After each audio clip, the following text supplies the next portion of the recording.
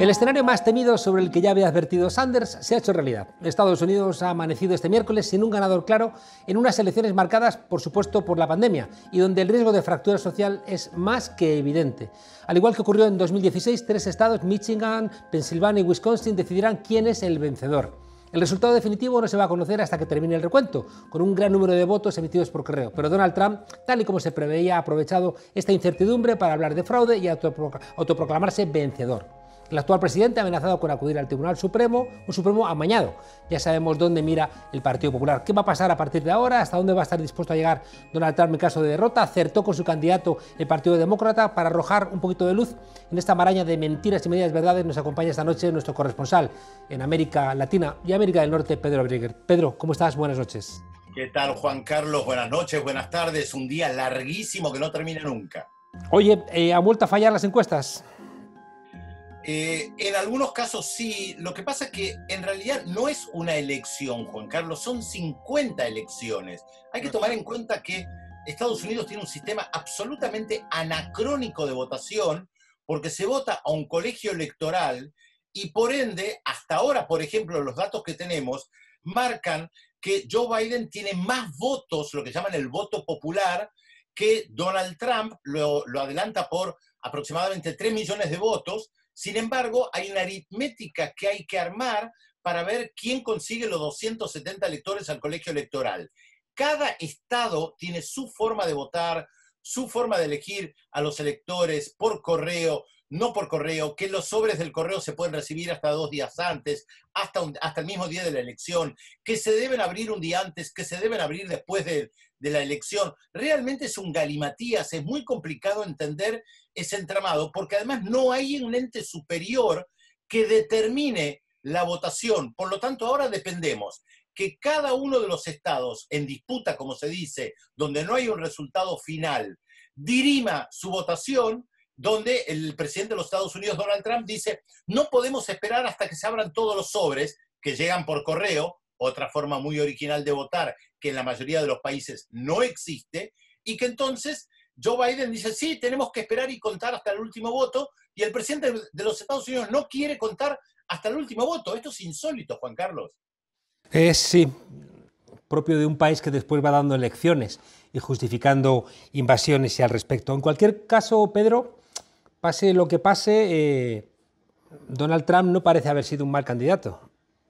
No, para nada. Donald Trump, Juan Carlos, representa a un sector importante de la sociedad estadounidense. En primer lugar, es parte del Partido Republicano, y el Partido Republicano, junto con el Demócrata, se repartieron las presidencias, los congresos y los senados desde el nacimiento del país hace 200 años. Por lo tanto, estamos hablando de un partido gigantesco, poderoso, económicamente muy poderoso, que circunstancialmente hoy tiene como candidato a la presidencia y como presidente a Donald Trump. Es un error mirar a Estados Unidos solamente ante los ojos de Trump. Tenemos que ver al Partido Republicano. Es verdad que él tiene un tono muy particular, una forma muy poco habitual para un presidente de los Estados Unidos, pero él refleja también, Juan Carlos, un sentimiento muy arraigado dentro de los Estados Unidos, más allá de las bromas que puedan nos gustarnos, pero hay una sociedad misógina, machista, racista, que adora las armas de fuego, que piensa que Estados Unidos tiene que ser el país más poderoso del planeta por sobre todos los otros y que los demócratas han destruido el país, que es capaz de comprar las conspiraciones, que cuando Donald Trump dice que Joe Biden es un agente castrochavista, mucha gente que está con el Partido Republicano le cree, que cuando Donald Trump dice que que el coronavirus es el virus chino, mucha gente le cree porque cree que hay una gran conspiración del resto del planeta que odia a los Estados Unidos. Y Donald Trump interpreta muy bien a ese sector de la sociedad que no mira las películas de Woody Allen, ni escucha a Joan Baez, ni tal vez a tantos referentes con quien podemos identificarnos en el Reino de España o en la Argentina. Ya. Donald Trump está siguiendo a rajatabla el guión establecido. Sí, él dijo que si había algún problema iba a apelar al Tribunal Supremo Electoral. Creo que Trump sabía que se podía dar un escenario tan complicado en algunos estados como bien mostraban muchas de las encuestas y las investigaciones que se estaban haciendo. Y te recuerdo, Gustavo, Juan Carlos, el tema del colegio electoral. Él ha armado una aritmética electoral para ganar en los estados que le permiten llegar al número mágico de 270 electores. Tomemos un ejemplo concreto. Perder California para Donald Trump no es importante, aunque pierda millones de votos, porque sabe que es un estado perdido y que los 55 electores no van a sumar. ¿Por qué? Porque él fue en los últimos días de campaña a Pensilvania. ¿Por qué el sábado hizo 4 actos de campaña en Pensilvania? Porque él sabe que en la aritmética electoral necesita ganar Pensilvania y que Pensilvania lo puede ganar. Él sabe que California no lo puede ganar, pero Pensilvania sí. Entonces concentró sus esfuerzos en Pensilvania. Es como si alguien que hace campaña electoral en el Reino de España dependiera de los votos solamente en Andalucía. Entonces no va al País Vasco, no va a Madrid, no va a otras regiones y se concentra en Andalucía, en los problemas de la población de Andalucía, y todo su discurso tiene que ver con la gente que vive ahí. Eso es lo que hizo Donald Trump la vez pasada, es lo que hizo esta vez. Por eso tener más votos en los Estados Unidos, lo que se llama el voto popular, no te alcanza para ganar elecciones. Necesitas construir una aritmética electoral para el colegio electoral y conseguir ese número mágico de 270 electores que todavía no tiene ninguno de los dos candidatos. Hasta ahora, Biden tiene 224 electores y Donald Trump tiene 213. Y ahí está la aritmética que tenemos que ver quién puede llegar a 270. ¿Por qué un latino ha votado a Donald Trump? Ah, qué pregunta, ¿no? A ver, yo creo que hay varias respuestas. En primer lugar, nos remite a algo filosófico que hemos conversado muchas veces, Juan Carlos. ¿Por qué alguien que es un trabajador vota por un candidato multimillonario y le cree que lo va a sacar de la pobreza y después lo hunde aún más? En Indonesia, en Francia, en México o en cualquier lugar o en cualquier otro lugar del planeta. O en Argentina. Como una generalidad. No siempre los oprimidos votan a gente que los va a sacar de esa condición. En segundo lugar, Donald Trump fue muy inteligente. Sabe que el voto latino no es homogéneo. Hay un voto latino compuesto, latino-hispano, compuesto por gente que ha llegado de México hace muchos años, pero también por gente que ha llegado de Cuba, de Venezuela, de Colombia, y por eso en el estado de Florida ha tenido un discurso tan duro respecto de Venezuela y de Cuba. Por eso acusó a Joe Biden de ser un agente castrista y chavista, porque sabe que en un público latino anticomunista, anticubano, antichavista, ese discurso consigue mucha adhesión. Entonces él concentró su discurso en el voto latino, no en las condiciones de trabajo de la población latina, no en el problema de la inmigración, sino en problemas políticos. Él se focalizó en eso y consiguió un voto latino importante, que incluso en las filas del Partido Demócrata han dicho: hemos menospreciado el voto latino, no lo supimos leer, no lo supimos interpretar, no le prestamos suficiente atención, porque tal vez el Partido Demócrata no tiene un discurso muy diferente respecto de Cuba, de Venezuela, que tiene el Partido Republicano. Ambos partidos, por ejemplo, han apoyado al autoproclamado Juan Guaidó. No quieren entablar negociaciones con Nicolás Maduro como presidente legítimo de Venezuela. Entonces al Partido Demócrata le costó mucho distanciarse, diferenciarse del discurso del Partido Republicano, que es un discurso a través de Donald Trump muy radical, muy fuerte y con un estilo, por supuesto, muy particular. ¿Hasta dónde crees que está dispuesto a llegar Donald Trump si, como vemos, el resultado no le da para poder ser reelegido presidente? Creo que esa es la pregunta que nos hacemos todos acá y en Estados Unidos. ¿Cuál es el límite que puede tener Donald Trump? Te lo planteo, Pedro, porque hay gente que en Estados Unidos tiene miedo de que se desate una suerte de guerra civil, que nos parece exagerado, pero ese miedo está ahí. Parece exagerado, pero también en otros países, Juan Carlos, hemos visto que el temor de una guerra civil parecía exagerado y después se concretó. Recordemos que a Donald Trump lo apoyan sectores que van armados por las calles, que son las famosas milicias de extrema derecha, nazis, neonazis, que adoran las armas de fuego, que hacen un culto a las armas de fuego y que están dispuestos a usarlas, porque creen que hay una amenaza comunista que está frente a ellos. Y no te olvides, Juan Carlos, que estamos hablando de un país donde el enemigo rojo, el enemigo comunista, ha sido inculcado durante décadas a través de la televisión, el cine, la literatura, la educación, y esto todavía tiene un arraigo muy importante en sectores muy amplios de la población que creen que cualquier cosa que venga de Rusia es sinónimo de comunismo, como si existiera todavía la Unión Soviética y Putin fuera un agente de Lenin.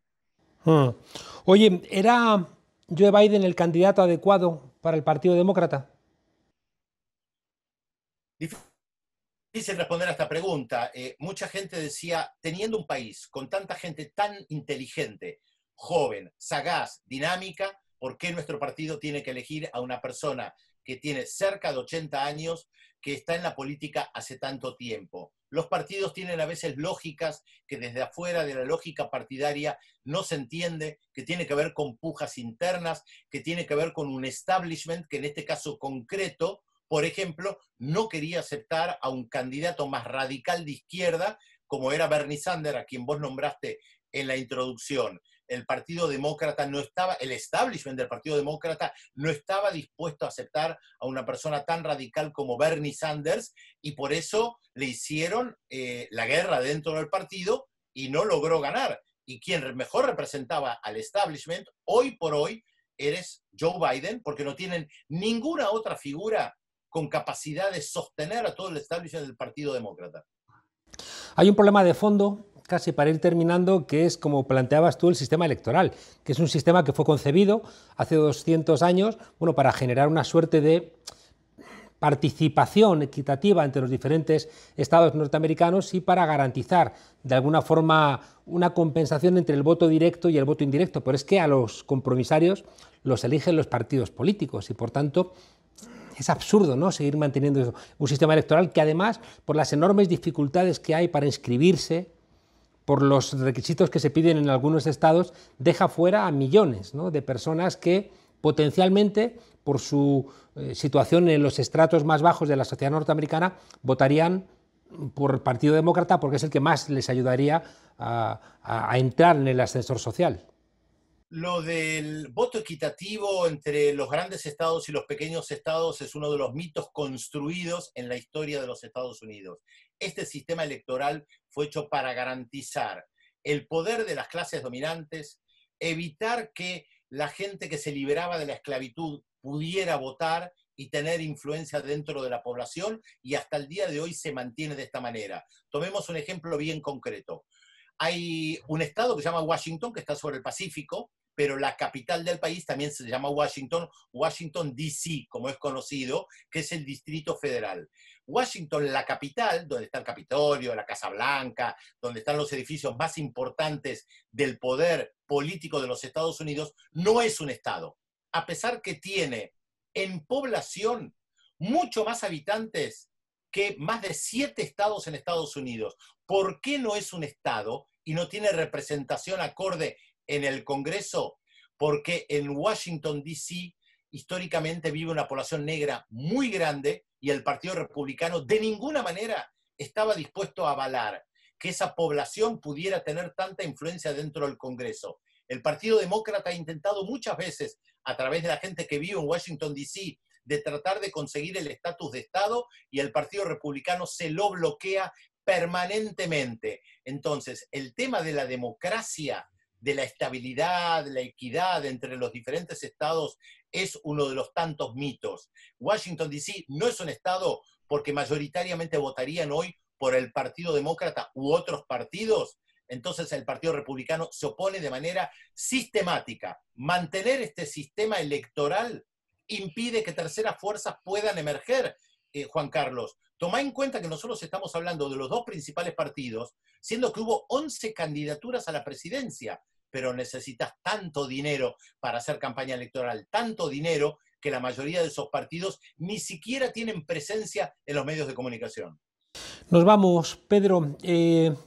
Después del fracaso de Estados Unidos en en Irak y en Afganistán regresaron a América Latina y empezamos a ver otra vez comportamientos tradicionales, golpe en Honduras, apoyo al golpe de Estado en Bolivia, apoyo, ¿no?, a la persecución de la oposición en Ecuador, bloqueo en Venezuela, mantenimiento del bloqueo en Cuba.